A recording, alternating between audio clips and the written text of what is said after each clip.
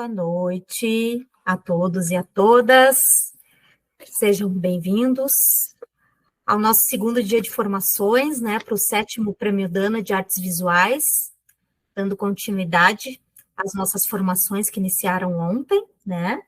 O 7º Prêmio Dana, ele tem o apoio do Colegiado Setorial de Artes Visuais do Rio Grande do Sul, da SOGIL, financiamento da Dana, e é uma realização da Prefeitura de Gravataí, via Secretaria Municipal de Cultura, Esporte e Lazer e Quiosque da Cultura. Eu sou a Mari Veleda, técnica superior em artes visuais. Agradeço a presença de todos os interessados que fazem parte aqui da nossa segunda formação, que estão chegando aos poucos. Ontem foi muito importante o momento que nós tivemos, foi muito esclarecedora a oficina mediada pelo Guilherme Maltoni sobre portfólios artísticos. Eu vou passar agora, inicialmente, algumas orientações sobre a confirmação de presença. Eu peço que todos escutem com atenção, tá? Toda essa formação está sendo gravada. E, posteriormente, seja possível, né, eu conseguir disponibilizar as aulas, ainda estou tentando ver uma forma de viabilizar, né, de, pelo menos, assim, a gente compartilhar as formações, se não para o Prêmio Dana específico, né, mas para outros editais, pois as formações tem esse intuito, né, de não só qualificar os projetos de exposição que vão ser apresentados no 7º Prêmio Dana, mas também proporcionar, né, que os artistas tenham capacitação para se inscrever em outros editais, em outros projetos, enfim. Antes de passar as orientações, agradeço a presença também da Cristina Arns, que será uma das juradas, né, no 7º Prêmio Dana. Deixa eu ver se tem mais alguém aqui. Luiz Pedro Ferreira, novamente nos acompanhando. Estamos de volta, boa noite, pessoal. Oi, boa noite, Luiz Pedro. Luiz Pedro é o diretor de comunicação e marketing da Dana. A nossa referência, né, um grande visionário e apoiador da arte e a cultura, levantando a bandeira da importância da parceria público-privada, né? Obrigada, Luiz Pedro. Imagina, pessoal. Vamos ver. Se eu não citei alguém, né, eu não sei se a Jussara Moreira, que é a outra parecerista, está participando, peço desculpas, mas no decorrer aqui da apresentação eu posso mencionar, tá? Então, para não me prolongar muito, eu vou ler as orientações sobre a confirmação de presença, tá? Porque, em virtude das oficinas contarem pontos extras na avaliação de projetos inscritos no Prêmio Dana, a gente teve que tomar certas decisões, assim, quanto a forma de conduzir essas pontuações para que seja o mais justo e coerente para todos que estão participando, tá?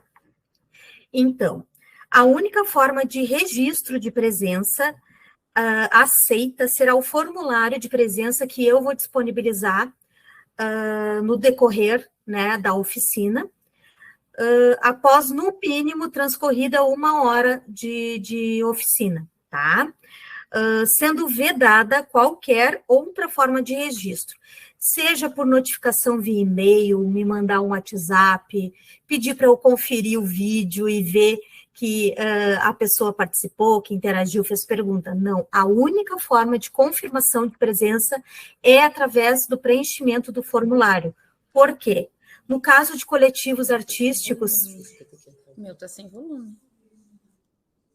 Olá, Silvia.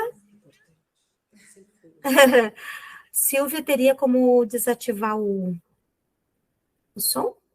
Boa noite, Silvia, que é a nossa vice-presidente do Conselho Municipal de Política Cultural. Então, no caso de coletivo...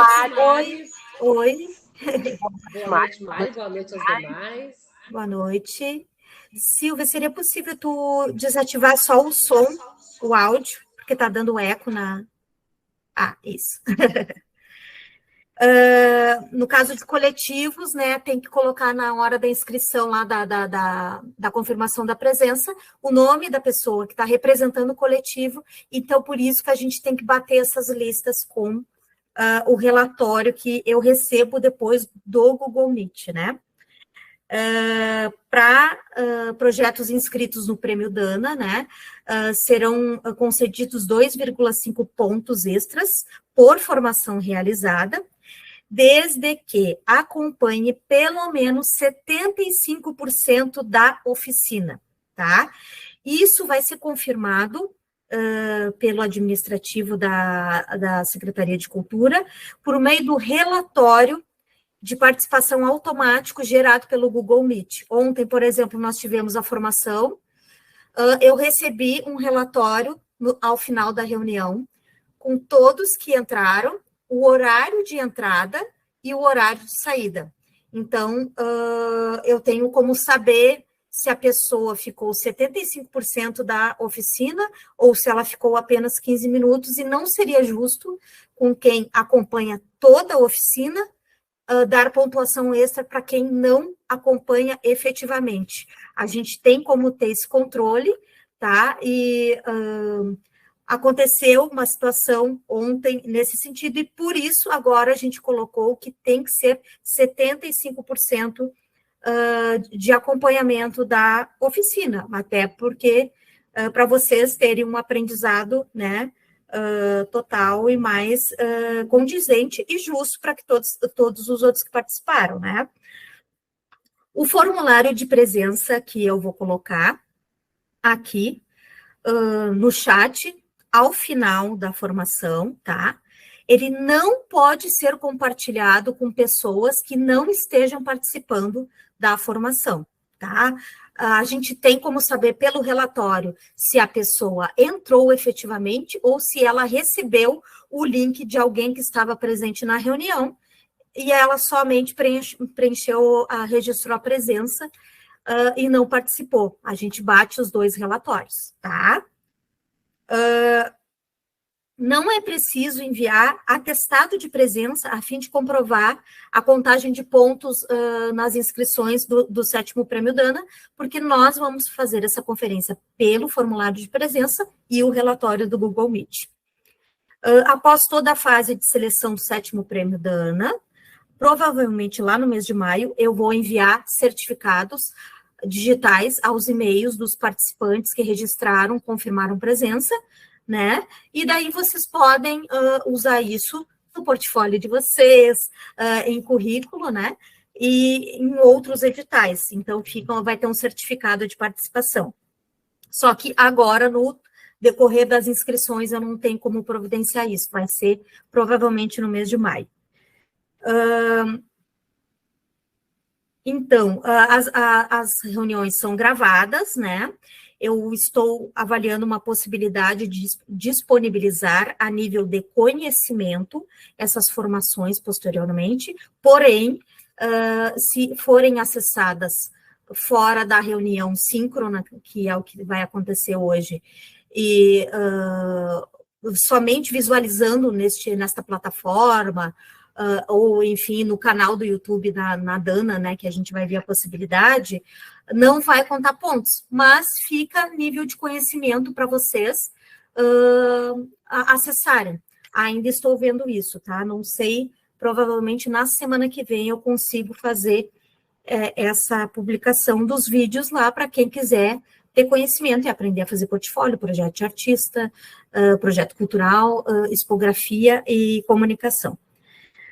Após 40 minutos do início da formação, não será permitido acesso de novos participantes, tá?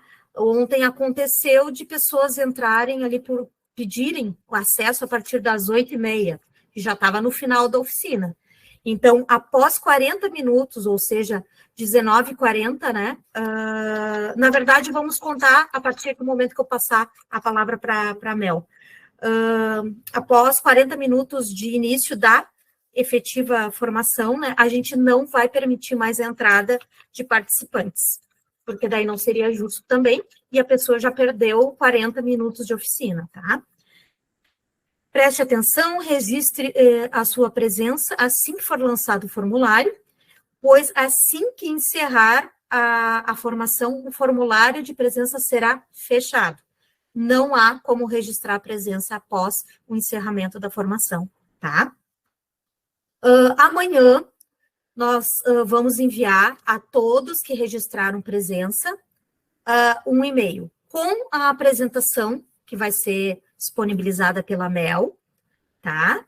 E daí também vou enviar a apresentação que eu fiz do lançamento do edital com a leitura comentada, dizendo onde fazer inscrição, quais são os links, como se inscrever, tudo que é exigido no edital, as coisas que vocês têm que enviar obrigatoriamente, enfim. Eu vou mandar esses 2 arquivos, da apresentação da Mel e a minha apresentação do lançamento do edital, tá?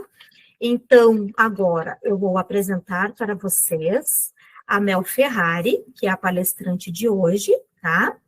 A Mel Ferrari é mestre em História da Arte pela USP e especialista em Economia da Cultura pela URGS. Coordena o Núcleo de Curadoria e Produção do Museu de Arte Contemporânea do Rio Grande do Sul, o MAC. Trabalhou com acervos, arte e educação e curadoria em instituições como o Museu de Arte do Rio Grande do Sul, MARGS, Instituto de Artes Visuais do Rio Grande do Sul, IEAV, Instituto de Artes da URGS, Pinacotecas da Prefeitura de Porto Alegre, Instituto Goethe, Farol Santander, Porto Alegre e Fundação Bienal do Mercosul. Foi coordenadora do Colegiado Setorial de Artes Visuais do Rio Grande do Sul de 2019 a 2021, é idealizadora do projeto Mulheres nos Acervos, que investiga a pluralidade de gênero dentro dos acervos de artes de Porto Alegre, em 2019. O projeto recebeu destaque em acervos do Prêmio Açorianos de Artes Plásticas. Muito obrigada, Mel, seja bem-vinda. Uma boa formação para todos nós. E agora é com você. Obrigada, Mari. Boa noite para todos e todas. Sejam muito bem-vindos. Eu vou compartilhar minha tela aqui com vocês para a gente dar início, então. Estão todos vendo?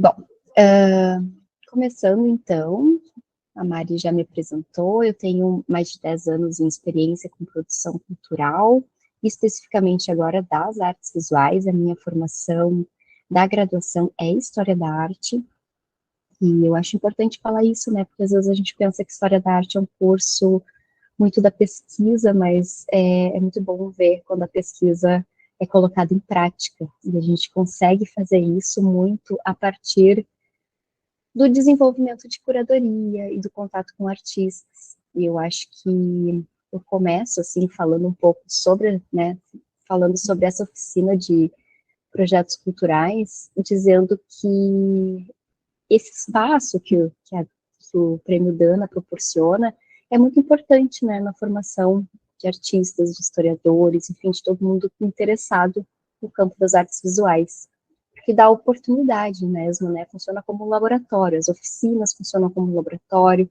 a própria exposição e todas as atividades educativas que vão ser desenvolvidas funcionam como um aprendizado também. Então, eu queria aproveitar para parabenizar a Prefeitura de Gravataí, Secretaria da Cultura e a Dana pela essa iniciativa, que eu acho que fomenta muito as artes visuais aqui no estado. Eu vou fazer, então, uma oficina referente focada ao edital do 7º Prêmio Dana, mas eu queria dizer que tudo que eu vou trazer aqui, e os tópicos que eu vou apresentar, se vocês fizerem isso para qualquer projeto que vocês forem apresentar, tanto não só em locais públicos, como locais privados também. Quero fazer um projeto para apresentar uma exposição para uma galeria de arte. Eu acho que funciona muito bem, porque todos esses tópicos são importantes. E, enfim, é aprendizado, né? Eu espero que esse material funcione como um guia para que todo mundo consiga consultar quando precisar. Eu vou trazer alguns links, enfim, para vocês usarem mesmo. Bom, focando um pouco então aqui, eu acho que a primeira coisa quando a gente vai pensar num projeto cultural é ler atentamente o edital. E atentamente, eu digo porque todas as informações que a gente precisa normalmente estão nesse edital. Só que a gente sabe que é muita coisa, né? São muitas páginas, é um tanto burocrático, mas é necessário. A partir dessa leitura atenta, a gente vai identificar: será que estou apta a botar esse projeto na rua? Eu tenho um projeto para inscrever? Como que isso funciona, né? Bom, o objeto do edital do 7º Prêmio Dana são 6 exposições de artes visuais, especificamente, né? Sendo que 4 são para o território local, ou seja, pessoas residentes de Gravataí, e 2 para pessoas residentes do Rio Grande do Sul. É a ocupação do Quiosque da Cultura de Gravataí, que é um espaço expositivo no centro da cidade, e essa exposição ela pode ser individual, ou seja, de um artista só, ou coletiva, e o proponente pode tanto ser o artista como um curador que vai chamar artistas para participar dessa exposição. Atentar sempre muito para os prazos, fica aberto até 20 de abril, às 5 horas. O horário é importante também. No final da apresentação, eu vou dedicar um tempo a gente a responder perguntas, então vocês não se preocupem que a gente vai ter esse momento também, tá? Bom, a primeira coisa é pensar a exposição. Bom, é um edital expositivo, vamos pensar uma exposição de arte. Primeira coisa, pensar o conceito da exposição. O conceito da exposição pode ser uma temática, uma proposição, uma pesquisa poética que a pessoa como artista já vem desenvolvendo. Enfim, o conceito é importante para dar para dar uma unidade para o projeto, né? Porque às vezes, bom, eu sou um artista em começo de carreira, eu tenho algumas obras, mas essas obras conversam entre si, elas querem falar sobre uma temática específica. Qual o teu interesse em apresentar essas obras? A gente vai selecionar essas obras de acordo com o conceito, e esse número de obras vai ser importante também, a gente já vai falar um pouco mais sobre isso. A gente tem que pensar também como essas obras ficarão nesse local. Que local é esse, né? Se tiver a oportunidade de conhecer o quiosque, vai lá, entra, conversa com as pessoas que estão lá, visualiza. Eu gosto muito de visualizar o espaço quando é possível, né? Às vezes a gente não mora na cidade, mas se a gente tem a oportunidade de ir até lá e olhar, é legal. E pensar num título correspondente a esse conceito. Eu acho até que, claro, para o edital a gente precisa pensar num título, mas eu diria que é lá a última coisa que a gente vai pensar é nesse título. É que nem quando a gente escreve um texto e a gente vai dar o título depois, né? E lembre-se, né? O momento de exposição é um momento de grande evidência dessa produção artística. Então, pensar, será que estou pronto para mostrar as minhas obras? Ou, né? Eu acho que a gente tem que aproveitar esse momento, é um momento muito rico de troca com os públicos, mas é um momento de exposição não no sentido artístico, mas de exposição, assim, estou colocando meu trabalho no mundo. E a gente vai ouvir críticas, a gente vai ouvir coisas que vão ajudar o nosso trabalho a crescer, a gente vai ouvir comentários bons, porque, enfim, todos os públicos, principalmente no Quiosque da Cultura, né, que é um local no centro, ele recebe todos os públicos, então, adequar também essa linguagem a uma grande quantidade de públicos que passam por ali, né.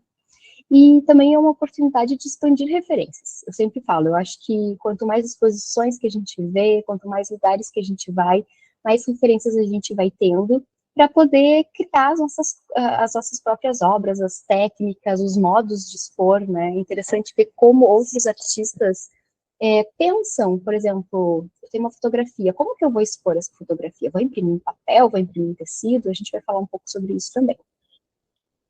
Eu trago algumas fotos do Quiosque da Cultura, para quem não conhece, para a gente já começar a criar esse universo imagético. Pensar que esse espaço é um espaço que tem uma grande quantidade de vidros, ou seja, ele não é um cubo branco clássico, quando a gente pensa numa galeria de arte, né, aquele espaço completamente branco e neutro. O quiosque da cultura tem essas características de ser um espaço bem de vitrine, e eu acho isso muito interessante quando a gente vai pensar em expografia, porque a gente não precisa necessariamente ter uma exposição toda de parede, né? Eu trago outro exemplo aqui também, é uma exposição que está usando bastante objetos dimensionais, então estão nesses cubos, e que deixa, assim, interessante para o pessoal que está de fora olhar e pensar o que está acontecendo aí dentro, instigar o público a entrar e olhar. Então, aproveitar essas vidraças, essa luminosidade, é interessante também. Bom, outra coisa muito importante que a gente tem que pensar é no orçamento, né? A gente tem um valor aqui um pouco diferente para os artistas visuais residentes de Gravataí, a premiação é de 4.000, e para os artistas de fora de Gravataí é 4.500. É interessante pensar esse orçamento e pensar como que a gente vai organizar essa exposição. Esse prêmio vai ser só o cachê para o artista, ou eu vou querer usar um pouco desse dinheiro, dessa verba, para montar a exposição? Eu acho que todo projeto que a gente tem que fazer, a gente tem que partir de um orçamento básico, porque isso vai ajudar a gente a organizar as ideias para a gente não ter surpresas lá na frente. Às vezes a gente tem ideias muito boas, mas que elas não são realizáveis, né? Pensando em termos de produção, isso é importante. Tem 2 itens no edital que eu quero chamar a atenção, e qualquer edital que a gente vai participar vai ter essas coisas, o que cabe ao proponente e o que cabe à instituição que está sediando dar. Por exemplo, aqui diz que o proponente precisa arcar com as despesas de transporte, ou seja, levar as suas obras até o local, essa instalação, manutenção das obras, coquetel, se tiver, no dia da abertura, aquisição e locação de equipamentos, por exemplo, eu trabalho com videoarte, eu vou precisar de 6 projetores. Bom, talvez, a gente sabe aqui, ó, as coisas que estão sendo disponibilizadas estão relatadas, um televisor, 3 expositor móveis. Bom, se eu preciso de mais equipamentos do que está sendo disponibilizado pelo edital, eu vou ter que botar isso no orçamento, e a gente sabe que alguns equipamentos, né, são mais difíceis de conseguir, outros são mais fáceis, enfim. Então, eu deixei destacado esses itens para a gente pensar, e até pensar como que a gente vai expor as coisas de acordo com os materiais que já tem.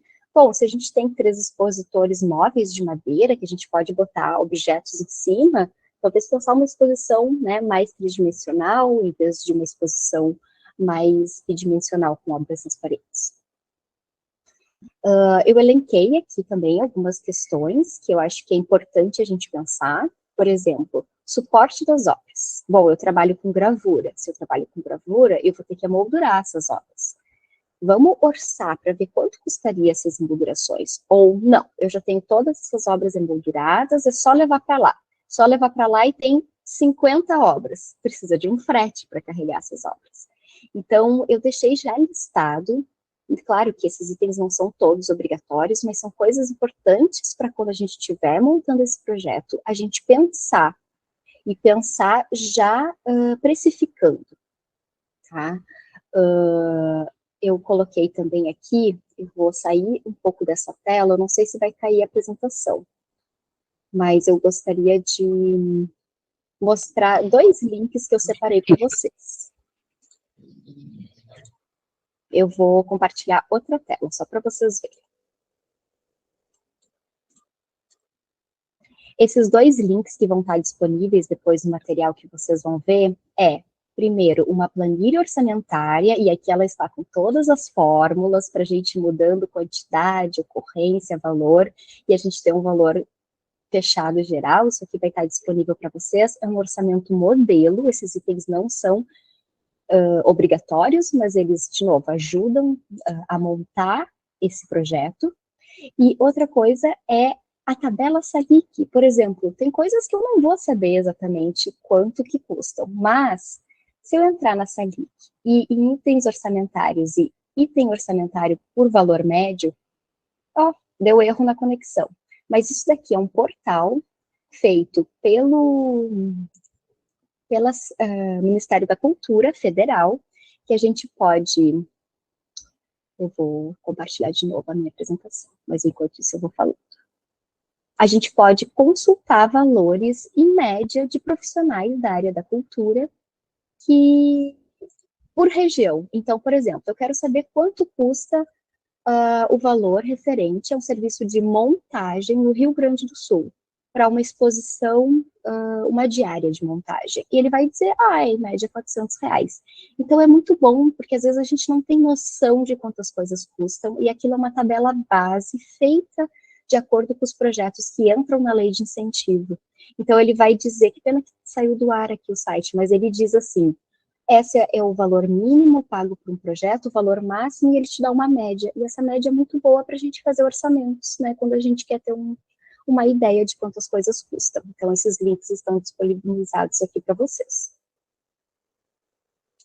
Aqui eu também elenquei todos os critérios de seleção que estão no edital e que pontuam, para a gente ir agora vendo um a um, e tirando dúvidas e exemplificando com alguns textos, tá? Alguns itens eu não vou me ater tanto, como o item 6, por exemplo, que foi a oficina do Guilherme ontem, né, que é relevância artístico-cultural comprovada através do portfólio. O Guilherme falou sobre isso na oficina de ontem. O item D, viabilidade do projeto tipográfico, a gente vai ter uma oficina de tipografia amanhã, com a minha colega Isis, então eu também não vou me ater tanto a esse item. E o item H, originalidade do projeto quanto à temática e concepção em relação ao quiosque da cultura. Então, são itens que vão ser falados em outros momentos, e a gente vai falando item a item agora dos outros que são importantes aqui para a confecção do projeto. Para a inscrição, vocês viram que é um formulário feito através do Google Docs. Então, a gente vai ir preenchendo, né? Na hora de fazer a inscrição, a gente vai ir preenchendo item a item. E tem vários itens que a gente precisa de ter documentos digitalizados em PDF. Então, a primeira coisa que eu indico pega todos, vê a listagem desses documentos que precisam ser digitalizados e já digitaliza, deixa prontinho para no dia da inscrição, quando estiver tudo pronto, só ir colocando cada arquivo no lugar certo. Isso facilita bastante a vida. Até porque tem algumas certidões, como no caso do cadastro da prefeitura, que a gente vai precisar se cadastrar para esperar 24 horas e depois conseguir retirar essa certidão. Então, assim, eu sempre digo, não deixem as coisas para a última hora, é melhor a gente fazer com antecedência, tá? O portfólio também e o mapa psicográfico. O mapa psicográfico é opcional, mas eu acho, assim, conta muitos pontos, é muito importante para o júri entender o projeto. Então, eu fortemente recomendo que todo mundo faça o mapa psicográfico também, assim como o portfólio, que é obrigatório, né? Apresentação do projeto. Bom, primeiro item, então, ele pede para descrever com clareza e coerência os objetivos gerais e os conceitos do projeto da exposição. Nisso é o item B que será avaliado, clareza e coerência da argumentação do projeto apresentado. Eu trouxe 2 exemplos aqui, que são de projetos que ganharam o Prêmio Dana em outras edições, e que é um exemplo de apresentações muito bem feitas, apresentações sucintas, apresentações super claras e coerentes. Explica o que é, o que eu quero com isso, por que eu quero, e já explica um pouquinho sobre quais as obras que vão aparecer. Então, aqui, por exemplo, o presente projeto, chamado A Casa da Beleza, propõe ocupar o espaço expositivo do Quiosque da Cultura com uma reflexão sobre as formas de acolhimento e manutenção da vida. O projeto contempla, do ponto de vista das questões femininas, aspectos biológicos e de proteção social. Então, aqui a gente já pode entender o que a pessoa quer, o que ela pesquisa, né, e um pouco da relevância. A gente vai ver a justificativa no próximo, mas aqui eu já estou entrando nesse universo, né. O espaço expositivo será ocupado por uma instalação composta por 4 objetos têxteis, uma foto, um objeto confeccionado em lã. Então, aqui os júris já vão começar a entender, quer dizer que é uma pessoa que trabalha com objetos têxteis, trabalha com fotografia, a gente já começa a entender o que será exposto. E também tenho, ó, busco com a Casa da Beleza instaurar no espaço positivo pretendido um contexto visualmente poético capaz de estimular a reflexão sobre a maneira como a produção e a reprodução social se apresentam. Uma breve apresentação, mas que já traz pontos importantes do como, porquê e formas de apresentar esse trabalho, né? Aqui a gente tem outro projeto, né? Outra apresentação. A exposição fotográfica Itacolomi, uma vida rural, tem como principal objetivo mostrar através de fotografias as belezas naturais, estilo de vida, paisagens e personagens que podemos encontrar no Distrito Municipal de Gravataí, Itacolomi. Então aqui a gente já consegue perceber que é um projeto voltado para a cidade de Gravataí, vai apresentar um olhar sobre a fotografia, sobre essas coisas elencadas, né? Belezas naturais, estilos de vida, personagens, ou seja, vai ter retratos também. Será uma exposição que retrata a zona e vida rural totalmente contrastada com o urbano, mesmo sendo localizada aproximadamente 12 quilômetros do centro da cidade. Ou seja, o país já tem uma relação também urbano-rural, é uma localidade que é próxima do centro. Aqui diz também que é com grande importância para o município, não está pela formação rochosa, ou seja, vai apresentar algumas informações sobre Itacolomi, para quem não conhece, talvez os júris não sejam de Gravataí, né, não conheçam, e vai fazer todo resgatar essa história também, falando do imaginário tupi, que significa menino de pedra. Então, é uma apresentação super sucinta, mas que traz muitas informações sobre o projeto, e por que ele está sendo realizado, por que ele está sendo realizado nessa localidade, porque tem a ver com o território. Então, são 2 exemplos que eu trago aqui para ajudar vocês a, quando for explicar, né, elencar porquês e como, da forma como está sendo apresentado aqui. A metodologia do projeto de exposição é uma novidade que não tinha no passado, mas eu acho interessante porque ela vai ajudar no item B também a explicar a clareza e a coerência da argumentação. E aqui vocês podem detalhar todas as etapas de pesquisa. Por exemplo, sobre o Morro Itacolomi. A minha pesquisa é sobre isso, eu comecei em determinada época, e isso me levou à fotografia, estou dando exemplos, tá? Pode falar, bom, eu escolhi produzir a exposição de tal maneira, vou imprimir essas fotografias no papel específico que é produzido na cidade, enfim, estou inventando, tá? Mas todas as etapas de pesquisa e produção, inclusive as materialidades, por exemplo, a minha obra é impressa em tecido porque eu quero falar sobre determinado assunto com o tecido, não com o papel. Enfim, o porquê que as obras são feitas de tal maneira, e falar um pouco da pesquisa que acompanhou é importante colocar na metodologia, porque isso vai deixando a exposição e o projeto mais redondos, né? Os júris vão conseguir entender que, bom, tu tá partindo de um ponto para chegar em outro. A exposição vai ser um momento, um processo importante dentro da pesquisa desse artista, né? Por que eu preciso deste espaço para expor? Porque ela faz parte de um processo maior de poética e de desenvolvimento da pesquisa artística.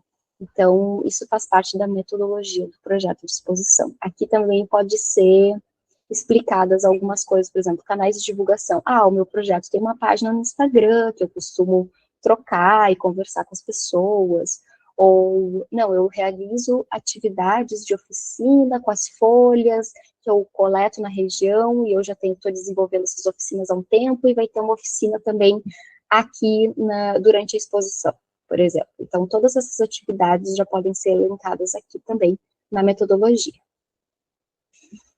Bom, justificativa é a relevância sociocultural do projeto, né? Então, eu trouxe também 2 exemplos dos mesmos projetos que eu falei anteriormente. Então, além de preservar a memória da cidade, a exposição do Itacolomi, uma vida rural, tem um propósito fundamental de sensibilizar o público sobre a importância ambiental da região e Morro Itacolomi, através dos registros fotográficos feitos com a câmera do celular. A técnica utilizada também visa incentivar os visitantes à prática da fotografia, mostrar o quanto é possível utilizarmos os recursos que temos dos dispositivos móveis para fazer arte. Ou seja, aqui essa ideia, nossa, eu consigo pensar em muitas oficinas que a gente pode ter para o público, né? Essa justificativa de conseguir fazer as pessoas que estão visitando a exposição atentarem para coisas do cotidiano delas e transformar isso em arte também, um convite para que outras pessoas também possam fazer arte. Então, tá super bem resumido e explicado, né? Eu acho que é um exemplo de boa justificativa. Aqui nós temos outra justificativa do projeto aquele da Casa da Beleza. As questões femininas fazem parte do universo temático da arte, ainda que apenas recentemente visibilizadas pelo sistema, as temáticas de gênero.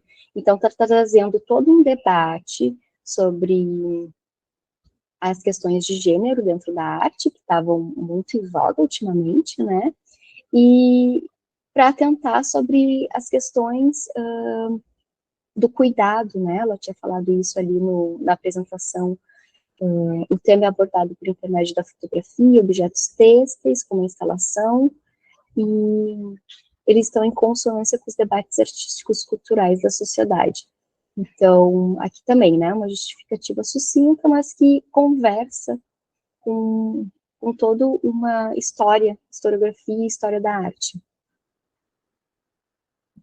Bom, proposta de atividade para o programa educativo cultural. Aqui tem duas coisas que eu queria destacar, além dele pontuar na relevância artístico-cultural, que é o item E, né, ele também tem essa premiação pelo maior número de visitantes. Então, se a gente desenvolver uma atividade aqui que faça diferentes públicos acessarem o quiosque da cultura, a gente já está contando pontos para esse prêmio aquisição. E seria muito interessante ganhar os 2 prêmios, além de tu ter a obra, a aquisição de uma obra, né, para uma instituição, tu ainda vai ganhar uma premiação a mais. Então, pensar atividades para públicos específicos é importante. Por exemplo, a maioria das pessoas, quando pensa atividades para exposição, conta com esse público passante, né? O público que está no centro de Gravataí ali e que visita o quiosque. Por que a gente não pensa oficinas específicas para públicos? Por exemplo, públicos de escola já fechando uma faixa etária. Eu vou fazer uma oficina, eu trabalho com arte têxtil, então vou fazer uma oficina de arte têxtil, pensando crochê, pensando bordado, e vai ser talvez para jovens de 12 a 16 anos. Fechando as faixas etárias e fechando já qual tipo de público eu quero trabalhar, é mais assertivo entrar em contato com a escola e combinar essa visita, né? Porque, às vezes, dependendo do dia, a gente não vai ter tanto público visitante. O público que acessa diariamente, a gente não sabe, às vezes está chovendo, vai ter menos público, às vezes está um dia... Enfim, é difícil medir, né? Então, quando a gente faz oficinas assertivas, o projeto também fica mais redondo, né? Ou até pensar em públicos, às vezes, que não são tão contemplados, por exemplo. Trabalhar com terceira idade, vou trabalhar com as pessoas ali, os trabalhadores da própria região, né? Quem sabe pegar esse público que está saindo do trabalho às 6 horas, fazer uma oficina mais dinâmica, que envolva também o entorno ali do quiosque, não só a parte de dentro da exposição, mas que leve eles de fora para dentro. Enfim, eu acho que aqui a criatividade ela fica bem aberta, né? Pensar tanto em mediação como em oficinas. A democratização do acesso e promoção da acessibilidade, está falando especificamente do item F, e é muito importante. Eu acho que isso a gente tem que pensar sempre quando a gente faz um projeto cultural. Eu trouxe aqui várias questões que podem ser tratadas, não que a gente precise falar sobre todas essas, mas tudo vai transformar esse projeto num mais acessível para todas as pessoas. Por exemplo, a gente costuma pendurar as obras a 1,50 do chão, né? Só que, às vezes, esse 1,50 foi determinado por padrões europeus, né? Onde a estatura média da população é mais alta. A gente o nosso modo de fazer artes visuais aqui vem muito ainda, né, da Europa, dos Estados Unidos. A gente tem que começar a adaptar as coisas para a nossa realidade. A gente sabe que a estatura dos brasileiros é um pouco mais baixa, então por que não pendurar essas obras um pouco mais baixas? Assim como crianças e pessoas com baixa estatura vão conseguir visualizar melhor essas obras, né? Elas não precisam estarem lá em cima, elas podem estar mais na altura dos nossos olhos, a 1,40 do centro da obra. Isso é uma medida que a gente vem adotando no Museu de Arte Contemporânea e que a gente, às vezes, ações simples já visibilizam mais uma exposição, né? Braille e audiodescrição. Hoje em dia, a gente usa muito mais audiodescrição, porque as pessoas todo mundo tem acesso ao smartphone, né? Então, às vezes, colocando o QR Code, uma audiodescrição da obra, tu já acessibiliza isso para todos os públicos, né? Tanto do texto curatorial, quanto descrição de cada obra, ou eu tenho vídeos na minha exposição. Tem um aplicativo chamado CapCut, aqui está o link, depois vocês podem acessar ele direto, ele legenda automaticamente os vídeos. Então, tu pode abrir ele tanto no celular como no notebook, ele faz a legenda automática, claro que tu pode editar, né, às vezes ele vai dar alguns erros, mas depois tu ouve e edita, e o teu vídeo já fica todo legendado, acessível, e por que não botar isso, né, mesmo que ele tenha som, também com texto dentro da exposição. Isso também pode ser feito para materiais de divulgação, qualquer vídeo que a gente faz hoje para postar nas redes sociais, nos reels, a gente já pode botar esse recurso de autolegenda, é muito importante. O tamanho das legendas e das etiquetas das obras e dos textos de parede, vamos deixar essas fontes maiores, isso também já é um recurso de acessibilidade.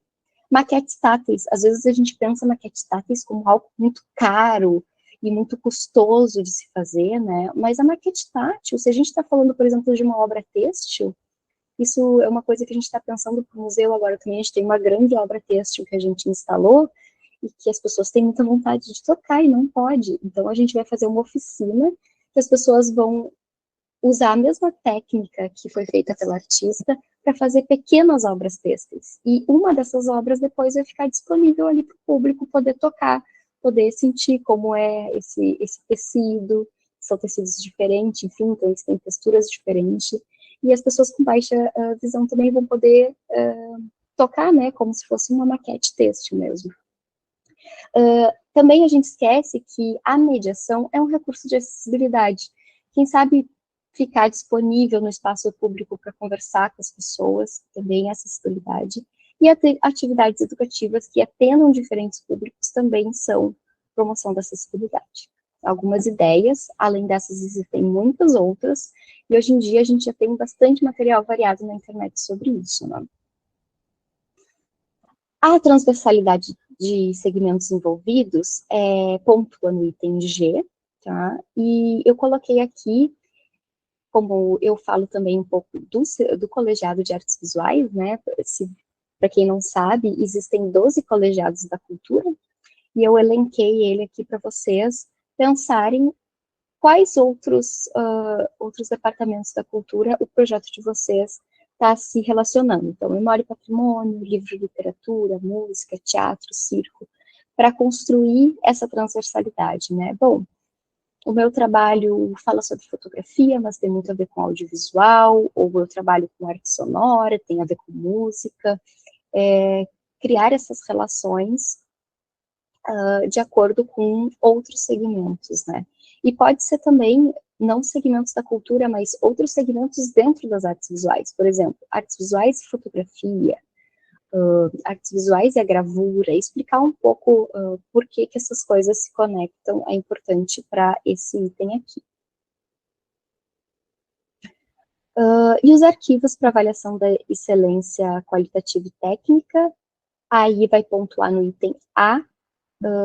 Essas são especificações que o próprio edital traz, no máximo 10 arquivos, e imagens poderão ser enviadas em PDF, em vários formatos, mas eu aconselho que vocês façam dessa forma. Eu criei um modelo, isso é um modelo que normalmente a gente usa em museus, porque é um padrão internacional também, que traz o nome do artista, cidade e data de nascimento, Nome da obra, data de criação, técnica, dimensões e o link se for um áudio ou um vídeo.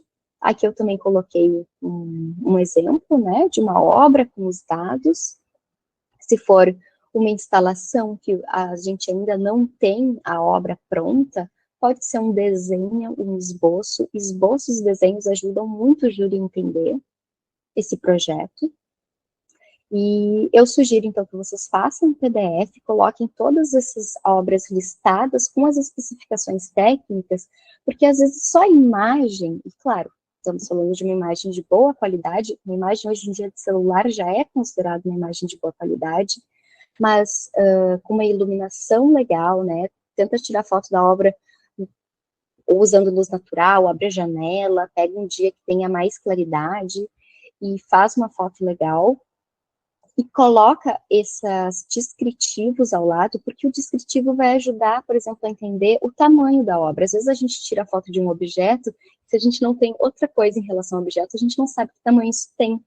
Então, essas informações ao lado são importantes por causa disso, porque o júri vai conseguir entender como isso vai ficar no espaço, e depois a planta tipográfica vai ajudar mais ainda, né? E umas dicas importantes, né? Escreva de forma objetiva o projeto. Eu indico usar o Word ou qualquer outro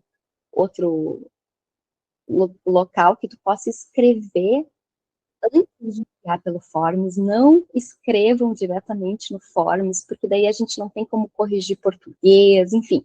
Escrevam em outro editor de texto, tudo, e daí na hora de colocar no sistema, vocês só copiam e colem para o Forms, é melhor para visualizar. Peça para alguém ler o projeto antes de enviar. Eu sei que às vezes a gente fica com tudo dentro da nossa cabeça e a gente às vezes não consegue se expressar direito. Se tu pedir para algum familiar, algum amigo, algum professor dar uma lida, não vai tomar tanto tempo da pessoa e tu pede assim, ó, fulano, agora tu me explica, o que tu entendeu? Ah, eu entendi tal e tal coisa. Se tá de acordo com o que tu pensou, ótimo. Se não tá, é porque precisa talvez explicar alguma parte melhor.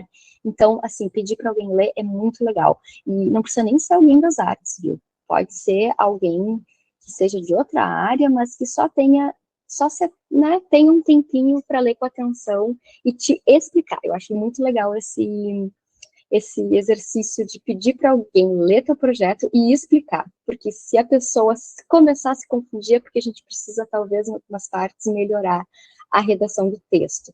Infelizmente, o que o júri vai ver é só a redação de um texto e algumas imagens, então, quanto mais claro tiver, melhor. Visita outras exposições e ateliê de artista para buscar referências. Referências é muito importante na hora de apresentar os projetos para o mundo. Por exemplo, que eu estava falando das fotografias. Existem diferentes formas de imprimir uma foto, pode ser no papel X, no papel Y, pode ser em tecido, a emolduração pode ter vidro, pode não ter vidro. Então, visitar outras exposições e ver as soluções que os outros artistas buscam para as obras é muito importante. Eu estou sempre buscando referência.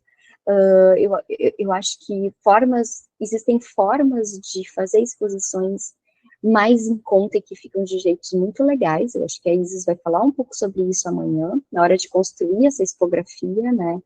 E buscando referências com outras pessoas é muito importante. E não deixe a inscrição para a última hora. A gente já viu que é burocrático, tem várias certidões que precisam ser buscadas. Então, sim, o prazo é dia 20, bota na tua cabeça, anota na agenda que o prazo é dia 18.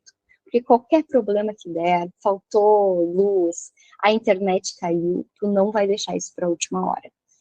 Eu trouxe algumas perguntas, que foram as perguntas que eu mais fiquei na dúvida na hora de ler o edital, e agora a gente vai abrir para vocês também perguntarem, mas posso escrever mais de um projeto?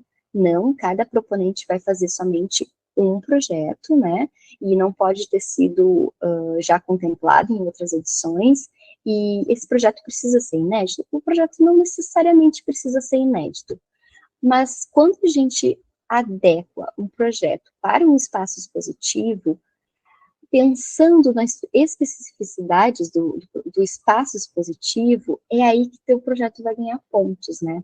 Pode já ter tido uma ideia e tentado inscrever em outro lugar e não dado certo, mas olha as plantas do quiosque, tenta ir lá visitar o quiosque, porque adequando o projeto para aquela realidade, ele vai ser um projeto muito mais completo, muito mais interessante. E isso, com certeza, o júri vai perceber na hora de ler.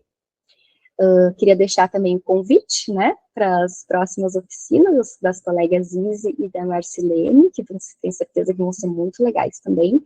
Deixar o link do edital aqui no arquivo completo para vocês poderem consultar. E agora a gente pode abrir para as perguntas.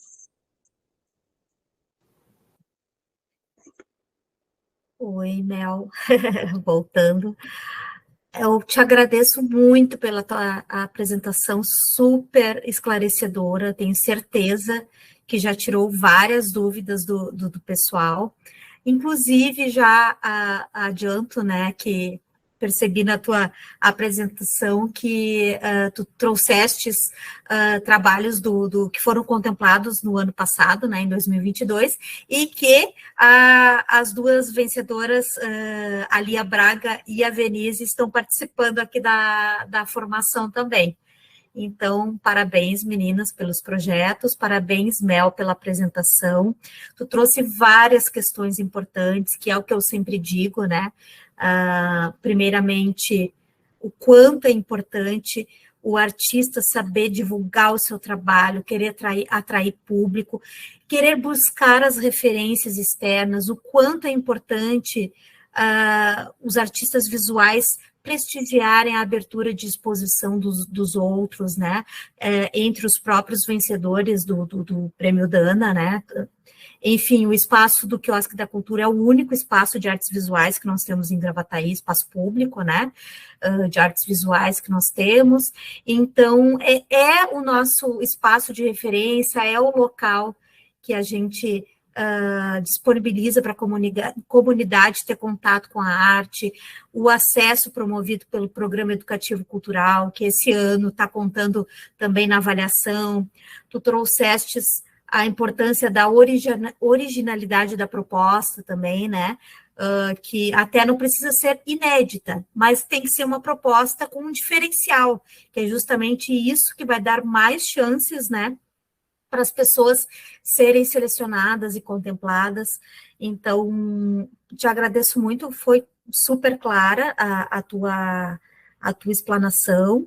Amanhã a gente vai disponibilizar, né, a apresentação, e eu vou ainda ver uma forma de disponibilizar as formações, né, as gravações.